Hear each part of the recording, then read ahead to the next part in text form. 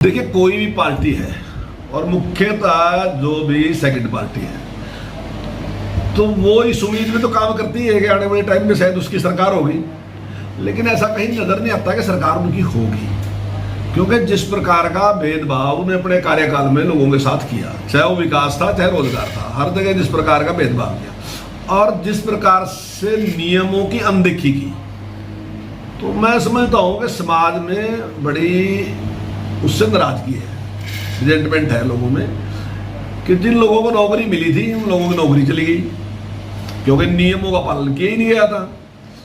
अब उनमें भी गुस्सा है, वो तो शुक्र है मुख्यमंत्री जी का कि उन्होंने फिर भी एक प्रयास करके चाहे एचकेआरएन के थ्रू या किसी थ्रू से भी उन लोगों को रखा कि भाई इनका रोजगार चलता रहना चाहिए, चूल्हा चलता रहना चाहिए, इस प्रकार का माननीय मुख्यमंत्री जी ने किया।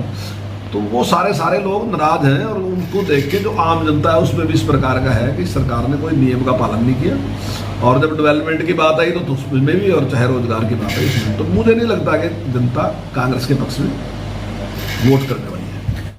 हाँ, देखिए, उसके बारे में सारे जो हमारे डीओ साहबान हैं उन्होंने सबने बात की है और हम उसमें प्रयासरत हैं। अभी मैंने सभी की ऑनलाइन मीटिंग ली थी और मैंने उनसे पूछा भी था कि क्या कारण है, क्यों, मैंने सबकी परसेंटेज भी पूछी थी कहाँ से स्कूल है, तो उन्होंने कुछ तो एक कारण दिया था कि कुछ बच्चे जो हैं वो स्कूल में नहीं आते, एक तो ये भी कारण है, कुछ बच्चे कमज़ोर भी हैं, ये कारण है। तो इस प्रकार के कुछ कारण दिए थे, तो मैंने उससे निर्देश दिया था कि भाई अगर कुछ बच्चे स्कूल में नहीं आते तो ये टीचर की जिम्मेदारी है कि उनके अभिभावक के साथ बात करें। आज टेक्नोलॉजी है, पहले उसको बुलाना पड़ता था या जाना पड़ता था, लेकिन आज तो आपके पास मोबाइल है, फ़ोन है, आप उससे आराम से बात कर सकते हैं। उसके पास भी है, लगभग आज तो 100% लोगों के पास ही मोबाइल है, तो आप उसके अभिभावकों के साथ बातचीत करें और एक बार ना करें, बार बार करें। आज आपने की बात, 15 दिन में दोबारा बात करें, अगर नहीं आता तो फिर बात करें।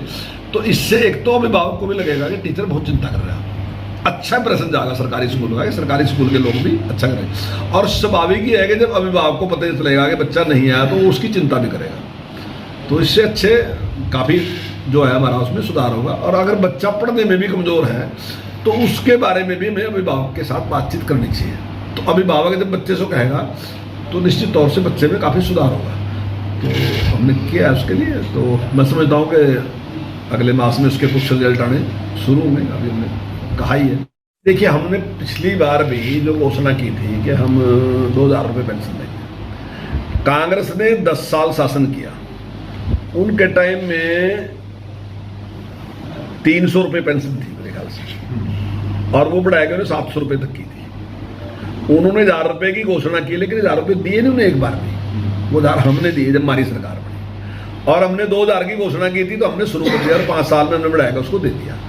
हमने अब की बार कहा था हम 3100 रुपये देंगे, तो हमने हर साल हम उस पेंशन को बढ़ाते जा रहे हैं, और अब की बार जो है उसको पेंशन को 3100 रुपये कर देंगे। हमने जो वादा किया उसको हमने पूरा किया, हमने कभी भी गुमराह करने की कोशिश नहीं की, बहकाने की कोशिश नहीं की, तो हमने उस काम को किया और हम कर देंगे अब की बार। आने वाले अगले साल में हर व्यक्ति को 3100 रुपये मिलेंगे।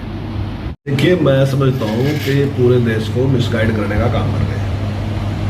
किसी भी व्यक्ति को 2 साल या 2 साल से ज़्यादा अगर सजा होती है तो उसकी सदस्यता समाप्त हो जाती है। ये केवल कोई राहुल गांधी नहीं है इसमें पहला व्यक्ति, इससे पहले भी जितने व्यक्तियों को इस प्रकार की सजा आई तो उनकी सदस्यता समाप्त हो जाएगी।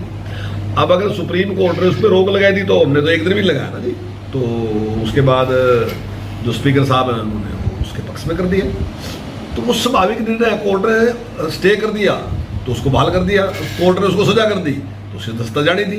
ये कोई विषय ही नहीं है बिल्कुल भी, इसको जानबूझ के विषय बनाने लग रहे, ये दिखाने लग रहे कि सरकार ने उसकी मेंबरशिप खत्म कर दी। तो सरकार का कोई रोल नहीं था उसमें। सरकार का रोल तो केवल इतना कि जब कोर्ट ने आदेश दे दिया तो निश्चित तौर से विधानसभा अध्यक्ष ने उसको इंप्लीमेंट करना था। अब कोर्ट ने उसमें स्टे कर दी तो उन्होंने उसको बहाल कर दी।